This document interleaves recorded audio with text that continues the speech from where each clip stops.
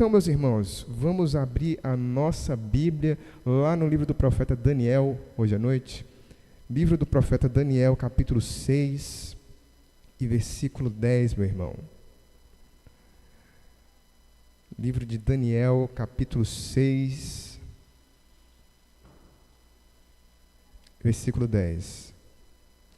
Profetas maiores aí, né? Você vai para Salmos, Provérbios, Eclesiastes, Cantares de Salomão, Isaías, Jeremias, Lamentações de Jeremias, Ezequiel e chega em Daniel. Daniel capítulo 6, hoje a gente vai dar uma olhada no versículo 10, fazendo assim uma viagem aqui em todos os profetas maiores. Graças a Deus foi possível fazer isso aqui, né? Eu vou usar aqui a Nova Almeida atualizada. A gente está com um probleminha técnico aqui no nosso projetor, né? Nosso data show, mas ainda assim dá para ver alguma coisa. Então, se você puder, acompanhe na sua Bíblia, se não, tente acompanhar aqui no nosso monitor, né? Daniel 6 diz assim, meu irmão, no versículo 10.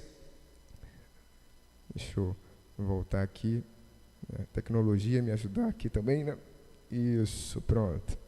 A palavra de Deus diz assim, meus amados: quando Daniel soube que o documento tinha sido assinado, voltou para casa. Em seu quarto, no andar de cima, as janelas abriam para o lado de Jerusalém. 3 vezes por dia, ele se punha de joelhos, orava e dava graças diante do seu Deus, como era o seu costume. Amém? Vamos meditar nessa parte da Escritura. Eu chamei essa meditação de volte para casa.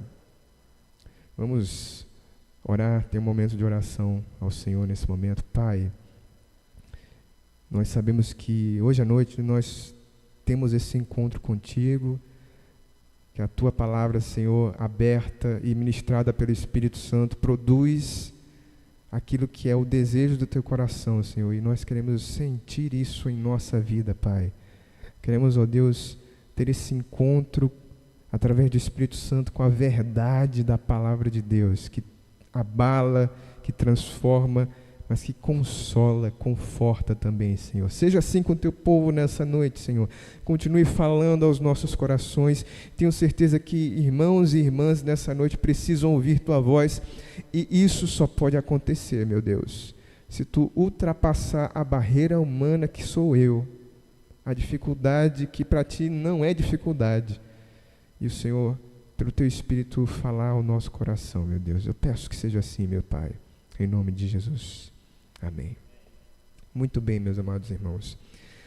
A gente está aqui no capítulo 6 de Daniel, e Daniel é uma história bastante conhecida justamente pelo conto mais... Temos vários, né? Mas dentre eles, Daniel na cova dos leões. Você com certeza já deve ter ouvido, ou quando você era pequenininho, na sala das tias ali na salinha, ou você já ouviu alguma pregação, alguma música.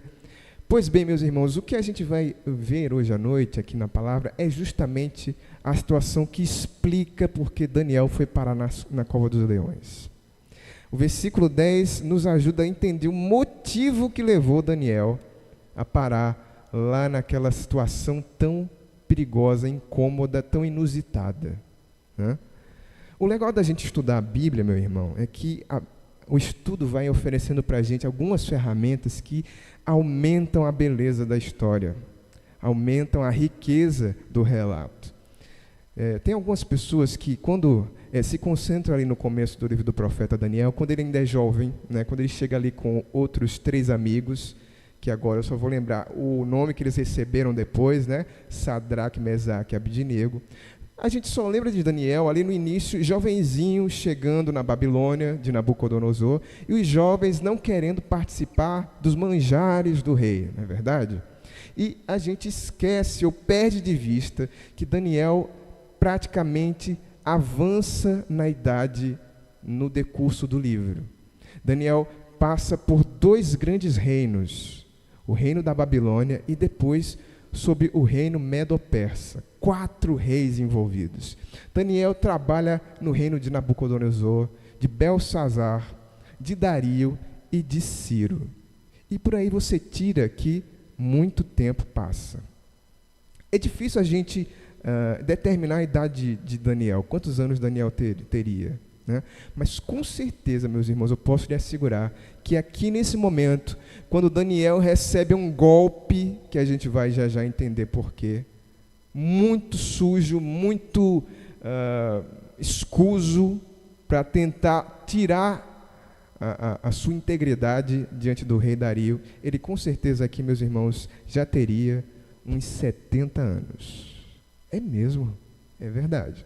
Então, o que o livro de Daniel nos oferece, meus irmãos, é a presença de alguém fiel na juventude, presença diante de Deus na juventude, na idade adulta e na terceira idade, meus irmãos. Daniel vai para a cova dos leões seguramente com mais de 70 anos, ou pelo menos com 70 anos. Mas isso aqui é só para a gente ambientar a história, né? Saímos aqui de Nabucodonosor, estamos agora no reinado de Dario. Dario já é outro rei, já é outro reino, não é mais o Império Babilônico, é o Império Medo-Persa. Mas eu não quero ficar aqui muito nas informações históricas. Vamos para as informações práticas, meus irmãos.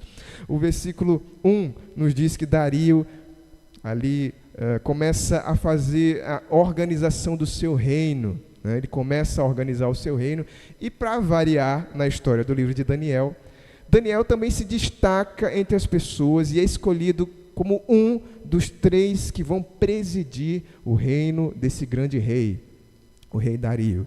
E aí ele se torna um dos 3 presidentes, é assim que a minha Bíblia chama, aí no versículo 3, o mesmo Daniel se destacou entre os demais presidentes e sátrapas, porque nele havia um espírito excelente. Então a gente vai vendo Daniel honrando a Deus, e aqui a gente já poderia tirar a aplicação, já poderíamos terminar a pregação aqui, né? Seja fiel a Deus em qualquer momento da sua vida, desde a adolescência até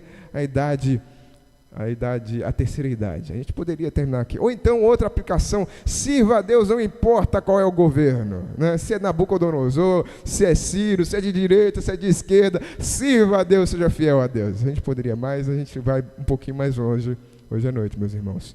Porque algumas pessoas não ficam satisfeitas com a integridade de Daniel. Achavam Daniel muito certinho, né? Esse crente é muito certinho, né? Ele nunca erra, ele nunca aceita suborno, a gente nunca consegue pegar Daniel numa falcatrua, ele está sempre fazendo tudo certinho, não é possível. E aí eles chegam, então, a maquinar o plano maligno de pegar, só tem um jeito de pegar Daniel. Se a gente condenar Daniel na lei dos crentes, não é assim que dizem, né? Na lei dos crentes, na lei do Deus dele. E é por isso que Daniel vai parar na cova dos leões. O plano dessas pessoas malignas, desses inimigos de Daniel, é convencer o rei a fazer uma lei em que durante um mês inteiro ninguém poderia pedir nada a Deus nenhum, a homem nenhum, a não ser o rei Dario. E aí quando eles chegam para conversar com o rei lá, rapaz, ele fica até, eu imagino, né? Ele fica ali meio garboso, né? Rapaz, só pode pedir para mim. Então ele fica ali bajulado, né? Rapaz, realmente, deve ser até politicamente importante, né? Eu vou unificar o reino, todas as pessoas vão ter que se concentrar em mim. Então sim, o rei decreta, só que com uma condição. Versículo 7, qualquer que fizer um pedido a qualquer outro Deus ou qualquer outro homem que não seja o Senhor, ó rei, seja jogado na cova dos leões. Vocês conhecem a história. O rei assina o decreto, o interdito, e a gente para aqui no versículo 10. Quando Daniel soube que o documento tinha sido assinado, ele vai para casa. Portanto, meus irmãos, nessa noite eu queria aqui, com a ajuda do Daniel, responder 3 perguntas decisivas diante dos problemas. E veja que problema Daniel está enfrentando. Um problema de vida ou morte. Eu vou propor aqui 3 perguntas, meus irmãos, fundamentais, que Daniel vai nos ajudar a responder, mas que tem a ver com a minha e com a sua vida, com a minha e com a sua. Né? Com a minha e com a sua não fica bom, né? Com a minha e com a sua vida. Então vamos lá. Primeira pergunta que o Daniel nos ajuda a responder nessa experiência é: a quem você tem pedido ajuda primeiro? A quem você tem pedido ajuda primeiro? O versículo começa dizendo, aí no versículo 10, quando Daniel soube que o documento tinha sido assinado, foi para a prefeitura. Não é isso que está aí? Não? Não, né? Procurou uma audiência com o senador. Foi isso? Quando Daniel soube que o documento tinha sido assinado, voltou para casa. Esse documento tinha sido feito, essa lei tinha sido feita justamente para Daniel. Era para pegar Daniel. Porque os seus inimigos sabiam do seu costume, como a gente vai ver já já. Mas veja, meus irmãos, que Daniel nos ensina aqui que nós decidimos os nossos problemas nas reações da nossa mente. Naquilo que é o impulso do nosso pensar, do nosso pensamento. As primeiras ideias, aquilo que a gente primeiro faz. Daniel aqui, meus irmãos, é presidente no reino de Dario. Mas, ao invés de consultar o rei Dario, ele volta imediatamente para casa pedir ajuda do Senhor. E essa é uma lição valiosíssima para mim e para você. Na hora da dor, na hora da dificuldade, do problema, a quem você tem recorrido primeiro? Obviamente, meus irmãos, eu não estou me desfazendo dos meios materiais das pessoas que a gente recorre, das autoridades, enfim, daquilo que a gente pode fazer no dia a dia, do que é prudente fazer. Obviamente, todo mundo precisa agir de acordo com a normalidade. A gente precisa pagar a conta no local onde a conta precisa ser paga e não pedir que um anjo venha, desça e pague essa conta, Senhor, pega o Pix aqui da minha mão, não. Né? Mas há uma atitude bastante diferente aqui, meus irmãos. Perceba que Daniel não usa o seu poder político para mudar a situação. Ele era presidente, ele tinha capacidade de articulação, ele tinha entrada no governo do rei, ele poderia articular, como diz um estudioso aqui, me permita ler para você, meu irmão, Daniel tinha motivos até para protestar contra o rei. Isso é um absurdo. Se fazer uma lei dessa é uma injúria, é uma maneira escusa, é inadmissível que isso aconteça. Eu vou imediatamente impetrar uma ação contra esses canalhas, né, que estão agora querendo colocar meu nome na lama. Mas Daniel não faz isso, meus irmãos. Diz aqui o estudioso, ele poderia ter ido até o rei para repreendê-lo a esse respeito. Além disso, poderia ter mostrado contra essa lei, pois ela estava baseada numa informação errada de que todos os oficiais haviam dado seu consentimento, enquanto ele, que era o chefe de todos, nunca havia sido consultado sobre esse assunto. É verdade isso. O versículo 7 diz que, quando eles vão conversar com o rei, olha, todos os conselheiros e governadores concordaram que o rei baixe um decreto e sancione. Está tudo resolvido, viu, rei? Não estava, não. Um dos principais presidentes não sabia do fato. Ou seja, Daniel poderia desarticular a lei, porque ela estava ferida ali, no seu momento de sair. Né? Ela tinha um vício. Vamos usar a linguagem técnica, né? Eu estou tentando não ser tão técnico, mas é interessante, né?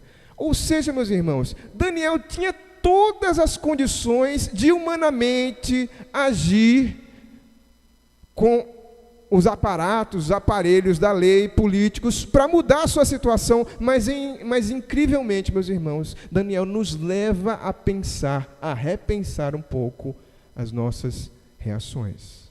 A primeira atitude de Daniel, sabendo que aquele documento tinha sido feito à medida para pegá-lo no flagra e mandá-lo para cova dos leões, é voltar para casa e pedir ajuda de Deus. Isso, meus irmãos, só o cristão que confia em Deus, que teme mais a Deus do que os homens, pode fazer. E eu e você precisamos aprender com Daniel isso. Certamente Daniel não sabia disso, mas ele estava cumprindo aquilo que diz o Salmo 55, versículo 16. Eu, porém, invocarei a Deus, e o Senhor me salvará. Nas horas mais difíceis, meus irmãos, quando o problema aparecer diante de você, você não tem que ir bajular seu ninguém, meu irmão. Ainda que hajam meios humanos, ainda que a gente tenha atitudes com pessoas que nos ajudam, que tenham condições, primeiramente na vida do cristão, a sua esperança, a sua ajuda, o seu ato de consultar, de pedir, vem do Senhor. O cristão conhece apenas um tribunal de apelação entre Deus e os homens, que é Jesus Cristo. Aquele que é a fiança no momento de dor, aquele que garante resposta no momento da dificuldade, não é palavra de homem. Daniel não confiou nem mesmo naquele que poderia resolver imediatamente a situação, porque o cristão, nos ensina Daniel, procura primeiramente a Deus, não importa qual seja a situação. Pode vir depois, você pode procurar uma audiência, você pode procurar a defensoria, Ministério Público, prefeito, pode vir, mas depois de se procurar primeiramente a Deus. Nada substitui o socorro de Deus. Assim, meus irmãos, a gente aprende aqui que a gente precisa procurar a ajuda de Deus primeiro. Primeiro, em qualquer situação. Como tem sido difícil no nosso dia a dia, quando a gente se pega aperreado. Já imaginou a corda no pescoço, a situação arapuca para você? Agora a gente pega esse cara. Agora a gente encontra a falta que a gente estava esperando, motivo de acusação. Quando a situação apertar, vamos procurar primeiramente a Deus. Porque em segundo lugar, meus irmãos, a segunda pergunta que a gente pode responder com Daniel é: onde você tem colocado a sua esperança? Onde você tem colocado a sua esperança? Daniel, quando sabe do documento assinado, volta para casa e diz aqui o restante do versículo: em seu quarto, no andar de cima, as janelas abriam para o lado de Jerusalém. Não é interessante? Não é interessante a gente notar, a gente pensar nessa figura? Aqueles quartos da antiguidade, eles tinham um cômodo em cima com uma pequena janela que permitia uma ventilação, que não era essa janela que a gente tem hoje, né? Não era um janelão, né? Porque não tinha vidro ainda, né? Então eram janelas assim rústicas, ali umas divisórias de madeira para também não ficar muito exposto, a pessoa não ficar muito exposta, mas a janela estava aberta para algum lugar. Isso mostra para a gente, meus irmãos, que nós decidimos os nossos problemas na intimidade do nosso coração.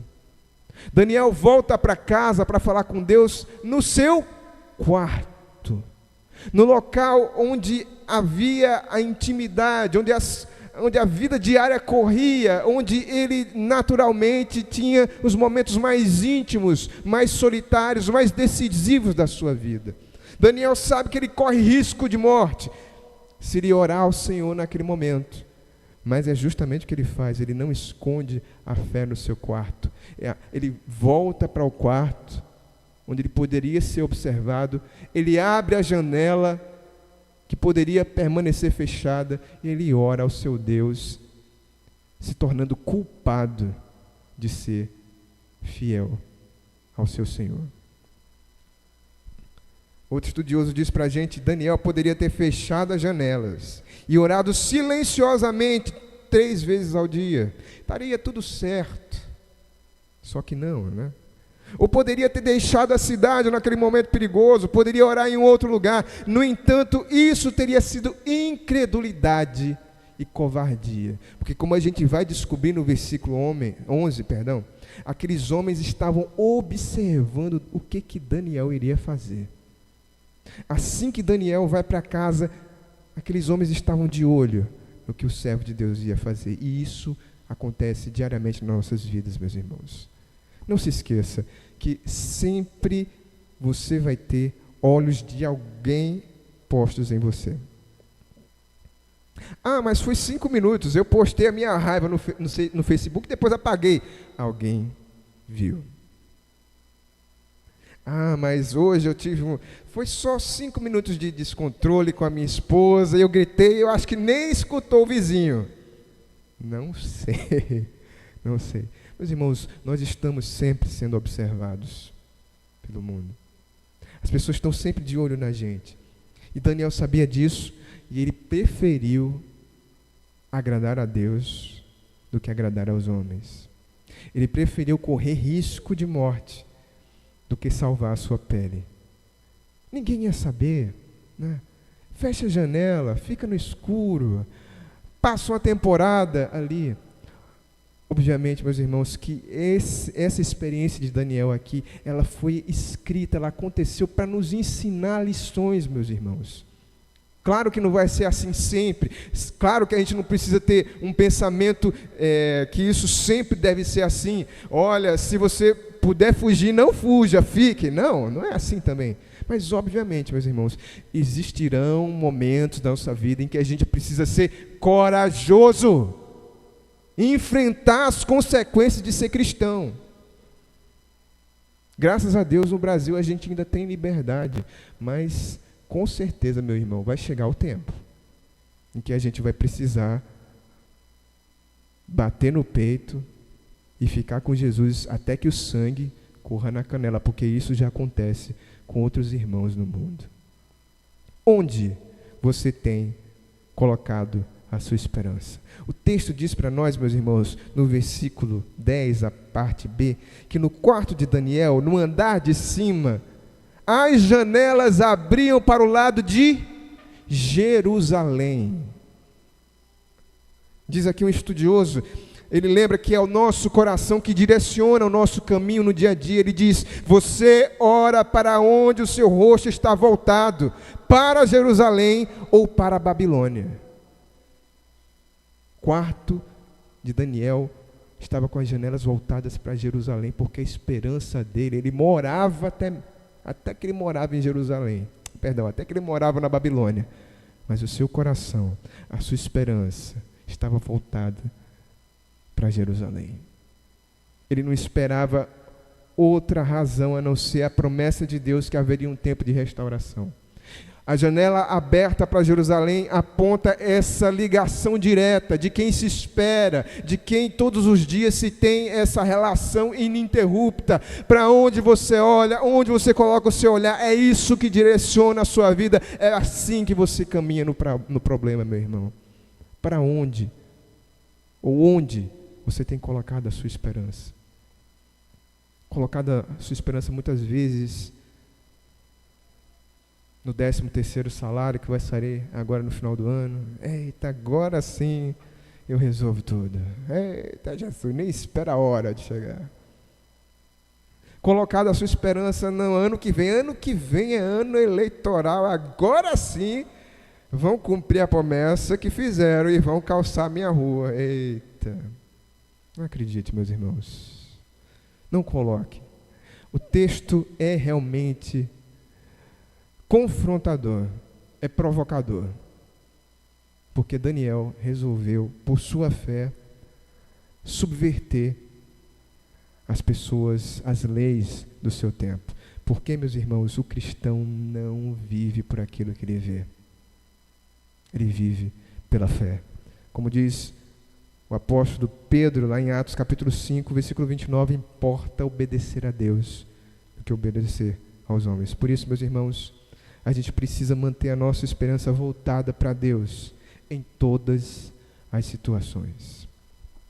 E terceira pergunta, meus irmãos, para encerrarmos nessa noite. O que você tem costumado fazer?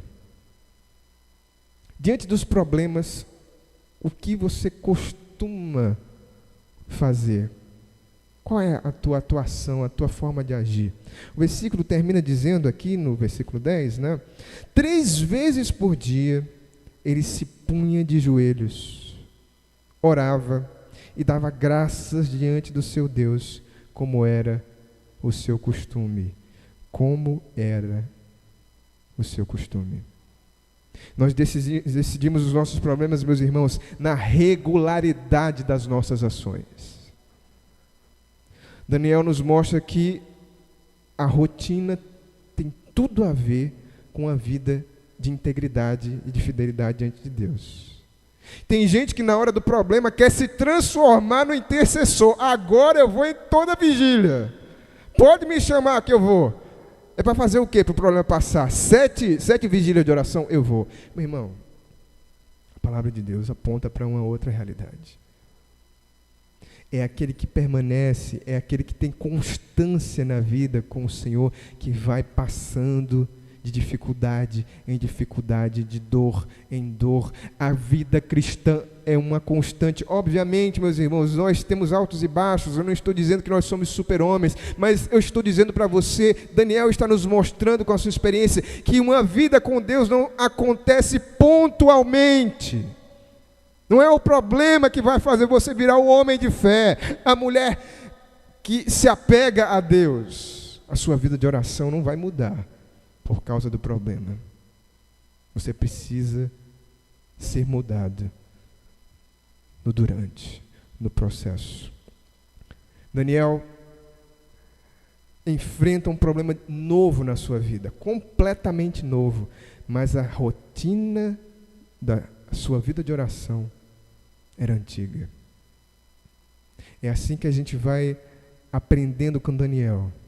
As coisas precisam estar no seu lugar para a gente conseguir vislumbrar Deus.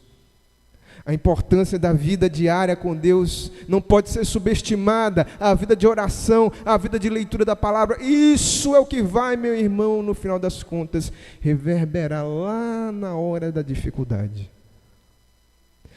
Como é que diz o apóstolo Paulo lá em Filipenses 4, 12, 11, até, né? Sei passar por qualquer situação, tanto estar com fartura como estar em dificuldade. Não é isso que ele diz? E aí no versículo 13 é que ele vai dizer, tudo posso naquele que me fortalece. Por quê? Porque ele foi provado em todas as situações, e tanto na hora da fartura, como na hora da necessidade, ele viu Deus, ele esteve com Deus, ele passou por todos os momentos com uma vida de regularidade, com uma vida de oração diante do Pai, diante de Deus. E a gente precisa aprender isso, meu irmão.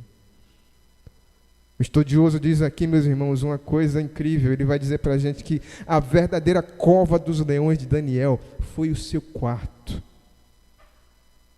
Foi naquele momento que ele decidiu se valia a pena continuar fiel a Deus na sua vida de oração, ou se por 5 minutos ele deixava um pouquinho de lado e, afinal de contas, não vale a pena correr tanto risco assim e morrer, ir para a cova dos leões. Foi ali a verdadeira cova em que ele decidiu se ele seria fiel ou não a Deus, se valia a pena ou não continuar de joelhos diante de Deus. Embora Daniel, e aqui eu queria ler, vale a pena fazer a leitura de todo o comentário do Matthew Henry. Ele diz aqui no finalzinho, embora Daniel fosse um grande homem, ele não considerava humilhante se ajoelhar 3 vezes ao dia perante o Senhor. Tem gente que vai crescendo na vida e vai diminuindo na intimidade com o Pai. Isso normalmente acontece, eu não posso nem dizer normalmente, acontece com qualquer pessoa, né? Ai, meu Deus, me dá um emprego, Jesus, um emprego melhor, né? Aí a pessoa começa a trabalhar, começa a orar menos, começa a ler menos a Bíblia, começa a esquecer de Deus. Daniel era um homem de grande estatura no reino de Dario, mas ele continuava mantendo a sua vida com Deus. 3 vezes por dia ele se ajoelhava diante do Senhor. Ele podia ter o título mais alto do reino, mas ele não perdeu a humildade de descer ao pó, aos pés do Senhor. Ele continua dizendo aqui, embora ele fosse um homem idoso, e eu lembro mais uma vez que a gente está falando de uma pessoa da terceira idade já, Daniel já não tem mais essa força toda para enfrentar leão. Imagina uma noite com os leões, se o velhinho ia aguentar. Embora ele fosse um homem idoso, meu irmão, ele não acreditava ter passado da idade de orar. E apesar de ter conservado essa prática desde a juventude, ele tinha a intenção de manter esse hábito tão saudável para a alma como para o corpo. Meu irmão, oração nunca vai ser demais na sua vida. Nunca vai ser tarde demais para orar. Você nunca vai ser velho demais para a vida com Deus. O hábito que você mantém na juventude vai reverberar na velhice, porque diz a palavra do Senhor que é assim, meu irmão. A vereda do justo é como a luz da aurora, vai brilhando cada vez mais até virar dia perfeito. Você vai crescendo na vida cristã e à medida que você vai passando, vai desenvolvendo, o corpo vai ficando mais cansadinho. Eu estou virando já um senhorzinho, não posso ir dormir mais de 11, meia-noite, que depois eu não aguento no outro dia. Mas no coração, na consciência, você vai ganhando estatura, você vai ganhando robustez, até a gente ficar ali na estatura daquele senhorzinho bonito ali, que é o irmão Valdomiro, né? Por exemplo, dentre tantos irmãos que temos aqui. Porque, meu irmão, não existe mais nada mais fortalecedor para a alma e corpo do que a vida de oração com o Senhor, a vida de intimidade com o Pai. Embora ele fosse um homem de negócios, não considerava que estes serviriam como desculpa para evitar os seus exercícios diários de devoção. Ah, meu Deus, hoje o dia foi tão cansativo. Você não sabe, eu tive uma reunião de manhã, aí o patrão me pegou ali, rapaz, tão difícil, eu não tive tempo de orar. 3 vezes ao dia, ele se punha de joelhos, orava e dava graças diante do seu Deus, como era o seu costume. Qual é o seu costume, meu irmão? Qual é o meu costume, meu irmão, minha irmã? O que você tem costumado fazer? Mantenha o cuidado com a vida espiritual, com a sua vida de oração diariamente. Vamos aprender, meus irmãos, com Daniel, que a hora da dificuldade vai revelar muito do que acontece na vida diária. Que o verdadeiro perigo se esconde atrás de cada minuto, atrás de cada pequena decisão. Mas jamais Deus abandona o servo que permanece fiel a Ele em todos os momentos. Continue de joelhos diante de Deus, mesmo que você caminhe para a cova dos leões. Que o Pai Santo nos ajude a ter essa atitude em nosso coração, confiando em Deus, mantendo a nossa fidelidade, a nossa vida de oração sempre, não importa a situação.